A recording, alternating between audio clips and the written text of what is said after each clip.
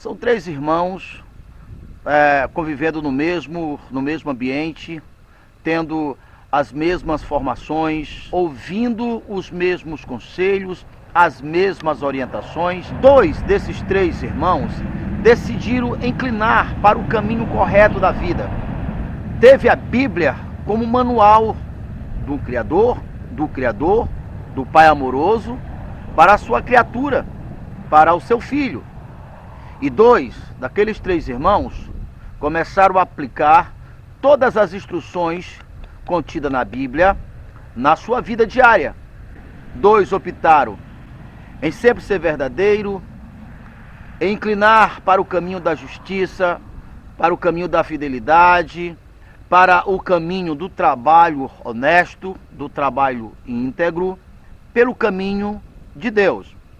Enquanto que um achava que tudo aquilo era bobagem, era questão de religião. E o tempo foi passando, as dores, os problemas.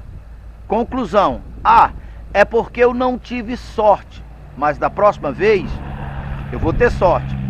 Enquanto ele achava que era questão de sorte, não mudou o seu ponto de vista, as suas crenças, o seu caráter, a sua maneira de ver o mundo. Sabe o que aconteceu? Encontrou a segunda pessoa que, assim como o primeiro, lhe trouxe muitas dores, lhe trouxe muitas questões, lhe trouxe muito sofrimento, muitas angústias. Aí já começaram a aparecer filhos, os problemas foram se estendendo para os filhos e o tempo vai passando. Na medida que o tempo vai passando, as dores, as angústias, as tristezas vão aumentando. Tudo isto era uma questão de sorte. Para concluir a minha história, daqueles três irmãos, dois que optaram em andar pelo caminho certo, conquistou família, enfrentou problema, sim, mas como eu falei, enfrentava os problemas e teve uma vida comum. E aquele irmão que achava que simplesmente era uma questão de religião e ele não queria ser religioso. Sofreu no primeiro casamento, sofreu no segundo, sofreu no terceiro e foi sofrendo. Cada um trazia um trauma, cada um trazia uma dor, cada um trazia um sofrimento. E se você não sabe, cada dor, cada angústia, cada sofrimento que você passa, isso está lhe sugando a vida. Enquanto que os que são do Senhor, segundo a própria Bíblia, o Senhor renova as suas forças todos os dias, para enfrentar todos os dias os problemas com a mesma força. Essa história que eu estou falando para você é uma história real. Conheci a história e aqui está o desfecho. Vir aquele que achava que simplesmente era uma questão de religião e novo ainda para o cemitério. Viveu menos do que o outro e os anos que viveram foram de dor, de angústia, de muitos problemas emocionais, de muita opressão e depressão e de muita amargura de espírito. E por fim, perdeu a própria vida. E eu vi aquele que inclinou para o caminho certo, com a sua família,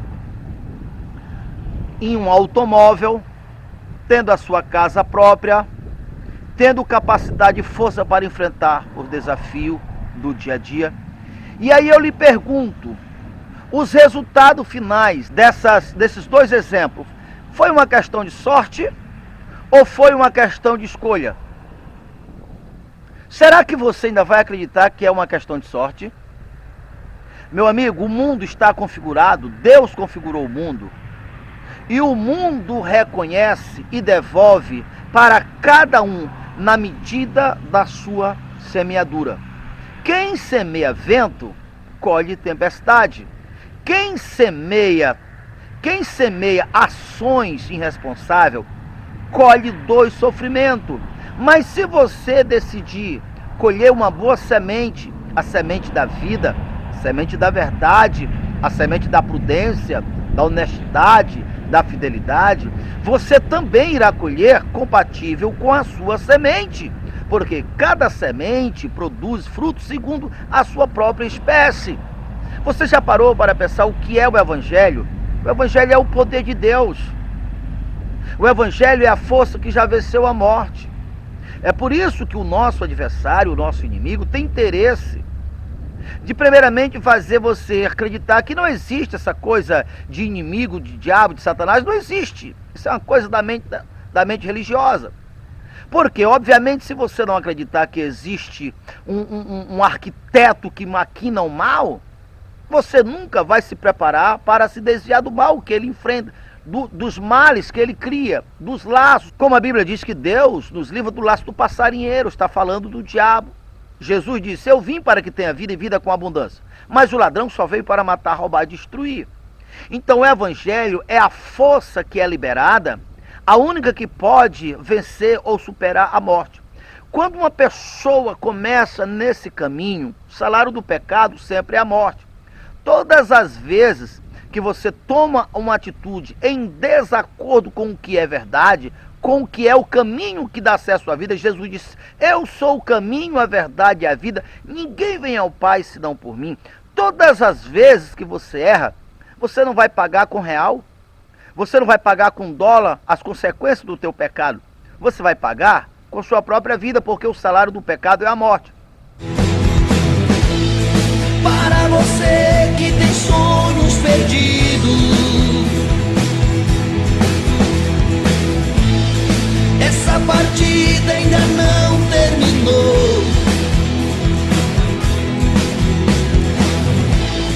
Basta você crer no Deus do impossível.